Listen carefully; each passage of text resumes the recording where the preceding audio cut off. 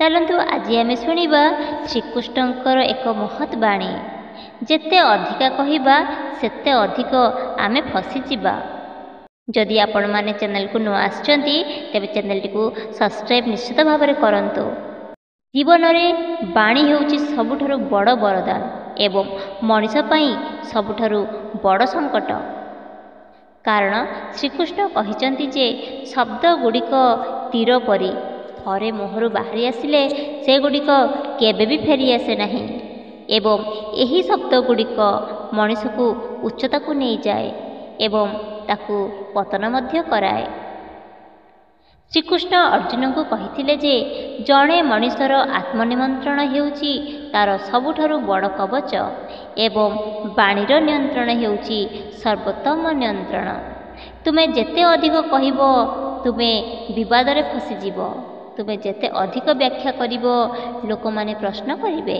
ତୁମେ ଯେତେ ଅଧିକ ସ୍ପଷ୍ଟ କରିବ ଲୋକମାନେ ସେତେ ଅଧିକ ଦୋଷ ଖୋଜିବେ।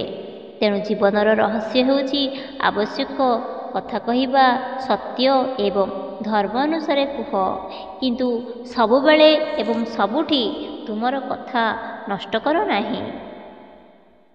ସମ୍ପର୍କ, ବ୍ୟବସାୟ, ପରିବାର, ପଡ଼ୋଶୀ ଏବଂ ସମାଜରେ ଅଧିକାଂଶ ଝଗଡ଼ା କେବଳ ବାଣୀ ନିୟନ୍ତ୍ରଣର ଅଭାବ ଯୋଗୁଁ ସୃଷ୍ଟି ହୋଇଥାଏ। ଯେତେବେଳେ କେହି ଅଧିକ କଥା କୁହନ୍ତି ତା'ର କଥା ଖଣ୍ଡ ହୋଇଥାଏ, ଅପମାନର କାରଣ ହୁଏ ଏବଂ ସମ୍ପର୍କର ସୂତ୍ର କାଟିଦିଏ। ଶ୍ରୀକୃଷ୍ଣ ଆମକୁ ବୁଝାଇଛନ୍ତି ଯେ ନିରାପତ୍ତା ସୁନା କାରଣ ଶ୍ରୀକୃଷ୍ଣ ଆମକୁ ବୁଝାଇଛନ୍ତି ଯେ ନିରାପତ୍ତାରେ ସାଧନା ଥାଏ ଏବଂ ଗଭୀରତା ଥାଏ, ଶକ୍ତି ଥାଏ। ଜଣେ ବ୍ୟକ୍ତି ଯେତେ ଅଧିକ କଥା କହିବ ସେ ସେତେ ତା'ର ଶକ୍ତି ହରାଇବ, ତା'ର ସ୍ଥିତି ଦୁର୍ବଳ କରିବ ଏବଂ ଅନ୍ୟମାନଙ୍କୁ ତା' ଉପରେ ପ୍ରାଧାନ୍ୟ ବିସ୍ତାର କରିବାର ସୁଯୋଗ ଦେବ। ଯଦି କେହି ତୁମ ସହିତ ଲଢ଼େ ଏବଂ ତୁମ ନୀରବ ରହ, ତେବେ ଲଢ଼େଇ ସେଠାରେ ଶେଷ ହୁଏ। କିନ୍ତୁ ଯଦି ତୁମେ ପ୍ରତିକ୍ରିୟା ଦିଅ ତେବେ ନିଆଁ ଆହୁରି ଅଧିକ ଜଳିବ। ଗୀତାରେ ଶିଖା ହେଇଛି, ଉଦ୍ଧରେଦାତ୍ମନାତ୍ମନାମ ଆତ୍ମନାମ ଭାଷାଦୟେ, ଅର୍ଥାତ୍ ଜଣେ ମଣିଷ ନିଜ ଆତ୍ମା ଦ୍ୱାରା ନିଜକୁ ଉଦ୍ଧାର କରିବା ଉଚିତ। ସେ କେବେ ବି ନିଜ ବାଣୀ ଏବଂ ନିଜକୁ ପତନ ଆଡ଼କୁ ଠେଲିବା ଉଚିତ ନୁହେଁ। ଦୁନିଆରେ ଅନେକ ଲୋକ ଅଛନ୍ତି ଯେଉଁମାନେ ଅଧିକ କଥା କହି ମହାନତା ହାସଲ କରିବାକୁ ଚାହାନ୍ତି, କିନ୍ତୁ ସେମାନେ ଯେତେ ଅଧିକ କଥା କୁହନ୍ତି ସେତେ ଅଧିକ ଫସିଯାଆନ୍ତି। ସେମାନଙ୍କର ଦୁର୍ବଳତା ପ୍ରକାଶ ପାଏ ଯେ ସେମାନଙ୍କର ମିଛ ଧରାପଡ଼ିଯାଏ ଏବଂ ଅହଙ୍କାରର ସ୍ତର ପ୍ରକାଶ ପାଇଯାଏ। ଯେଉଁ ବ୍ୟକ୍ତି କମ୍ କଥା କୁହନ୍ତି, ସନ୍ତୃପ୍ତ ଭାବରେ କଥା କୁହନ୍ତି ଏବଂ ସତ୍ୟ କୁହନ୍ତି, ତାଙ୍କର ସମ୍ମାନ ବୃଦ୍ଧି ପାଏ। ଲୋକମାନେ ତାଙ୍କ କଥାକୁ ଆଦେଶ ବୋଲି ମାନି ନିଅନ୍ତି।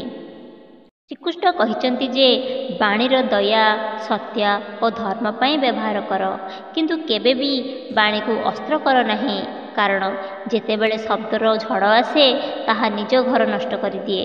ଜୀବନରେ ପ୍ରକୃତ ଜ୍ଞାନ ଏହା ନୁହେଁ ଯେ ତୁମେ ପ୍ରତ୍ୟେକ ପ୍ରଶ୍ନର ଉତ୍ତର ଦିଅ। ପ୍ରକୃତ ଜ୍ଞାନ ହେଉଛି ଯେ ତୁମେ କେବେ ନୀରବ ରହିବା ଉଚିତ, କେଉଁଠି ନୀରବ ରହିବା ଉଚିତ ଏବଂ କାହିଁକି ନୀରବ ରହିବା ଉଚିତ। କାରଣ ତୁମେ ଯେତେ ଅଧିକ କଥା କହିବ ସେତେ ଅଧିକ ଫସିଯିବ। ମନେ ରଖନ୍ତୁ, ତୁମେ ଯେତେ ଅଧିକ କହିବ ସେତେ ଅଧିକ ବୁଝାଇବାକୁ ପଡ଼ିବ, ସେତେ ସନ୍ଦେହ ବଢ଼ିବ। ସେଥିପାଇଁ ଶ୍ରୀକୃଷ୍ଣଙ୍କ ପରାମର୍ଶ ହେଉଛି ସତ୍ୟ କୁହ, ସଂଯମତାର ସହିତ କୁହ ଏବଂ ଆବଶ୍ୟକ ସ୍ଥାନରେ କେବଳ କଥା କୁହନ୍ତୁ। ବାକି ସମୟରେ ନୀରବ ରୁହନ୍ତୁ। ଏହା ହେଉଛି ଗୋଟେ ବୁଦ୍ଧିମାନର କାମ।